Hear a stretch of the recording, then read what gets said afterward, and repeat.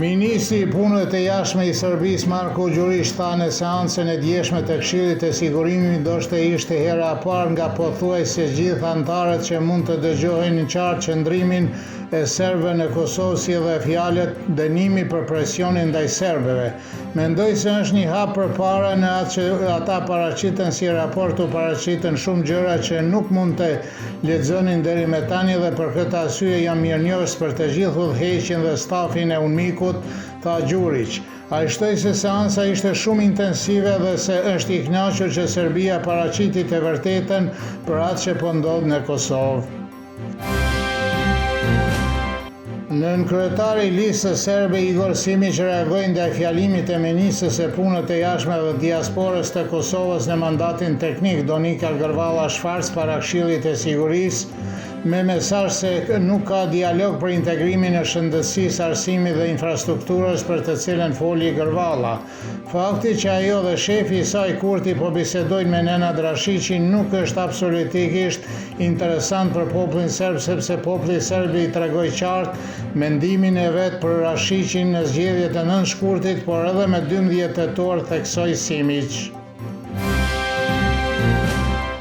Studiusi i studimeve të sigurisë Nikola Vujinović theksoi se mesazhet e përfaqësuesve të fuqive të mëdha në seancën e Këshillit të Sigurimit rreth Kosovës dhe punës së UNMIK-ut dhe fjalimet e përfaqësuesit të Serbisë Marko Gjurić dhe përfaqësuesit të Kosovës Donika Grvalla u pritën me siç po hanaj dallimet simptomatike bardhëzi.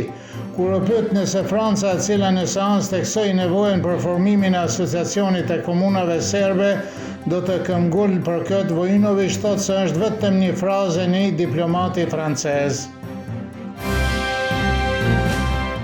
Alma Lama, analiste nga Prishtina, beson se seancat e Këshillit të Sigurimit për Kosovën janë të panevojshme dhe se ky duhet të jetë edhe qëndrimi i Kombeve të Bashkuara duke pasur parasysh, siç thot ajo, që nuk ka krizë në Kosovë. Sipas saj, UNMIK-u përfundoi punën e tij kur Kosova shpalli pavarësinë e saj, kështu që është i panevojshëm që Kombet e Bashkuara të vazhdojnë të investojnë para në UNMIK pasi ka zona në botë ku ndihma është më e nevojshme.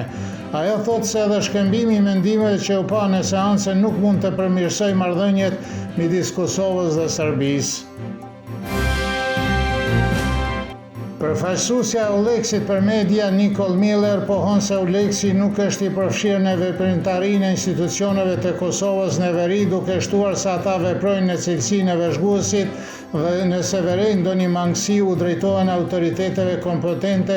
raporton TV Njëshi i Prishtinës. Ajo nënvizoi se çështja e institucioneve që veprojnë në sistemin serb duhet të zgjidhet në mënyrën e duhur përmes dialogut, sepse përndryshe situata në veri mund të destabilizohet. Kur u pyet se si është e gatshëm Euleksi të reagojë në rast të tensioneve të tilla, ajo u përgjigj se misioni është i gatshëm të ndihmojë sepse patrullon 24 orë në ditë. Zgjedhjet parlamentare dhe lokale në Kosovë kushtuan 15 milionë euro, raporton Radio-Televizioni 21 i Prishtinës dhe deklaroi se zgjedhjet e jashtëzakonshme parlamentare do të mbahen në dhjetor nëse nuk formohet qeveria e re. Analisti Afrim Kasolli vlerësoi se Albin Kurti duket se është më interesuar për zgjedhjet lokale se sa për formimin e qeverisë së re, që kur e umrua si mandatar ai ka kaluar pjesën më të madhe të kohës jashtë vendit, veren Kasolli. Analisti Avni Arifi thotë se nëse Kosovë Kurti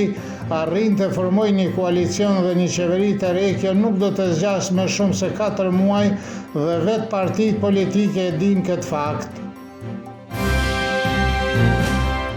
Kosova po shqyrton mundësinë e ndërtimit të qendra për kthimin e azilkërkuesve të refuzuar nga Mbretëria e Bashkuar në prag të samitit të Ballkanit Perëndimor në Londër. Kryeministri në mandatin teknik Albin Kurti konfirmoi se zyrtarët e Kosovës dhe Britanisë po zhvillojnë bisedime rreth kësaj iniciative, njoftoi reporteri i Prishtinës duke cituar shkrimin e Timesit të Londrës. Kurti shtoi se Kosova do të priste mbështetjen shtesë nga Britania në formën e pajisjeve të sigurisë dhe shkëmbimit të dhënave të inteligjencës me qëllim që t'i kundërvihet kërcënimeve të supozuara që vijnë nga Serbia dhe Rusia.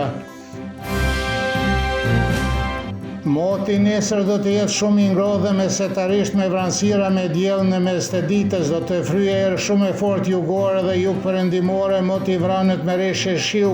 dhe bobullima në mbrëmjen e perëndim dhe gjatë natës në pjesë tjera të Serbisë. Temperatura mëngjesit do të sillet nga 5 deri në 14, kurse ajo maksimale ditore nga 20 deri në 26 gradë Celsius.